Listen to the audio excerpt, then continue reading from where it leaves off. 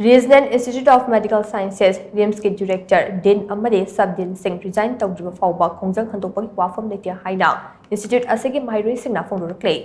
RIMS के Director Resign Taugatabani Amadi Institute asigi Din Amasung Sub-Din Singh Lawthoku haiba demanda, maheiroi singna ngarangdagi ahing yareklaga chatharakiba Khongjang ngasisu makha tana chathari. RIMS campus se chathariba Khongjang asida Institute asigi MBBS, BDS, MRI, MLT, BAS, LP amasung BSc Nursing maheiroi singna sarukare. Khongjang aduda we condemn sexual harassment of girls.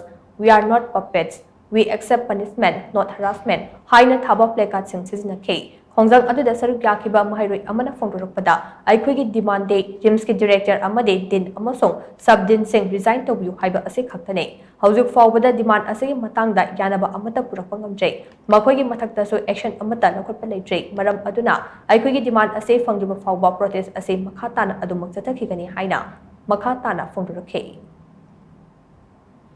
अखोगी demand अमा खतने director दिन सब दिन लोमक resign तौबियो हाइबनी अदो सिगी अखोगी demand जे हौजिक फावबा कैंपता यासिनाबजु लेते अदगिदी action लौबजु लेते लोइसिंद्री हौजिक फावबा अदुना लोइसिंद्री फावदी अखोइना चथरेबा खोंजंग तारे सिजे अदुम अखोइदुम चथगिनी अखोइदुम केनो तौगिनी पानमदा फंद्रिबो लेपरोय हौजिक अखोइना पामजे अथॉरिटी दगी हाना अखोगी मनुंगी ओबा हाना तौबनीना अतोपा पांदमदुदी अखोइ लौखत्रि लौखलकपगिदी लै अदुबो लौखत्ति